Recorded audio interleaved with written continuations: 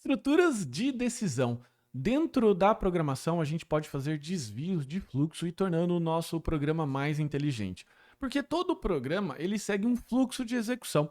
Se ele não tem nenhum tipo de desvio, esse fluxo de execução é linear. Ele segue de cima para baixo, ou em inglês chamando de top-down, beleza? Então, na programação, a linha 1 executa antes da linha 2, que executa antes da linha 3, e assim sucessivamente. Se a gente fosse pensar que o nosso programa é um robozinho, ele então seguiria reto numa estrada, saindo do ponto A ao ponto B. Até aqui sem novidade, se você já viu eu programando aqui, fazendo os exercícios, se você até já treinou, você já percebeu que é dessa forma, que inclusive é a forma que a gente lê. Mas e se fosse possível a gente fazer ou programar esse robozinho para tomar decisões para que ele possa, ora, ir para o caminho A ou, ora, ir para o caminho B? Como que a gente poderia fazer? Dentro da programação, a gente faz isso com o bloco if ou o se, beleza? Então, dado esse robô, se ele tem uma instrução ou uma condição que ele possa avaliar, uma expressão que ele possa avaliar, ele faz essa verificação. Se uma condição, então, é verdadeira, se existe aquela condição, eu vou para o caminho A, ou então eu vou para o caminho B, o se não. Isso dentro dos blocos ficaria se condição verdadeira, faço algo, se não, faço outro, ok?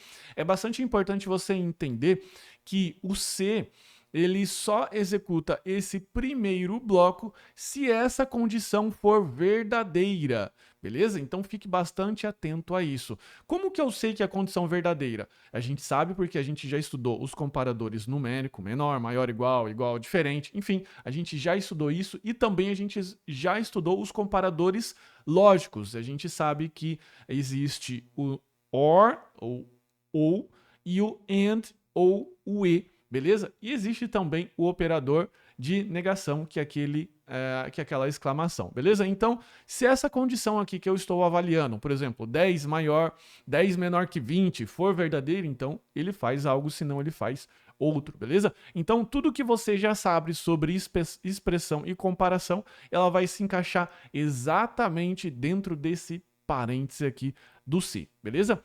O se ou o if, no caso do JavaScript, a gente escreve if porque é em inglês, ele funciona como um bloco inteligente, mas toma cuidado com essa afirmação.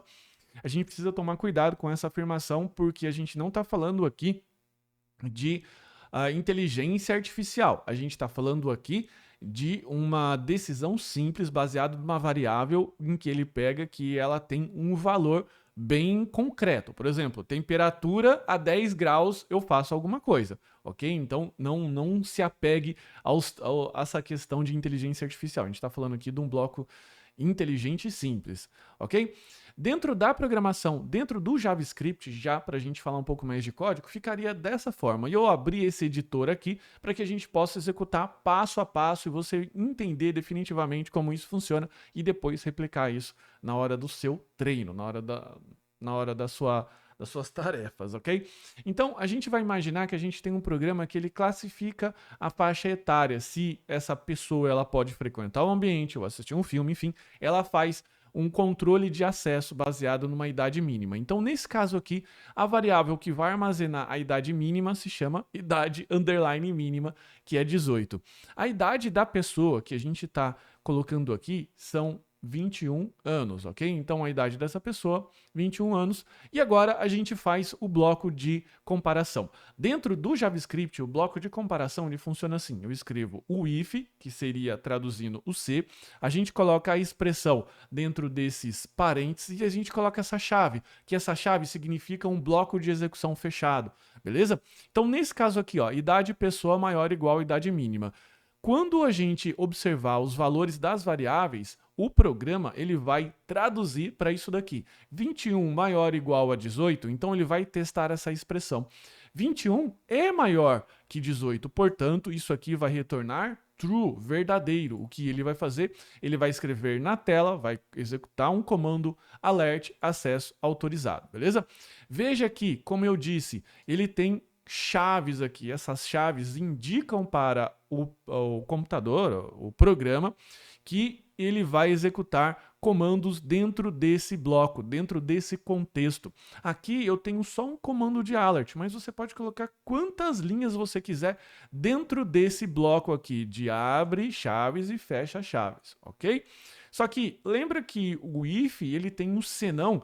O senão na programação a gente escreve else e ele também tem o seu bloco. Então nesse caso, se a pessoa ela não possuir idade mínima, ele vai escrever na tela acesso não autorizado, ok? Veja que nesse caso aqui, nessa execução, a gente vai escrever na tela acesso autorizado, porque 21 é maior ou igual a 18. Mas veja esse outro caso aqui. A gente tem idade mínima 18, a idade da pessoa 16. Como que ficaria? If 16 maior ou igual a 18, isso daqui certamente vai retornar false. Então o que ele vai fazer? Ele vai pular essa execução, ele vai pular esse bloco e ele vai cair aqui no else, mostrando para a pessoa acesso não autorizado, ok?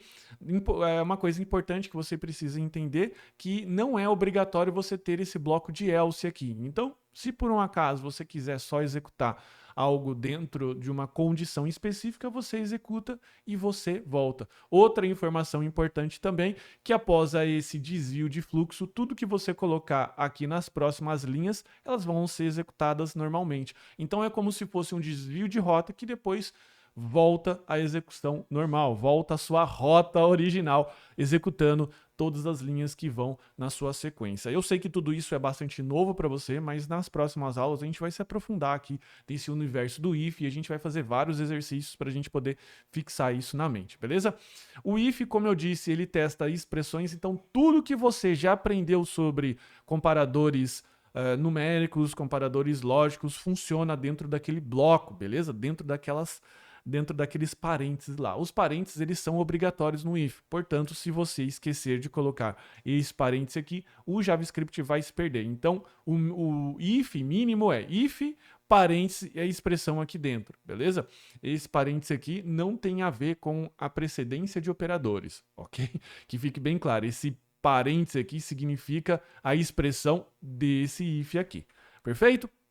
Então, as comparações, operadores de comparação funcionam igual, diferente, menor, maior igual, menor igual, maior igual, o AND do lógico, o OR, o OU do lógico também, beleza?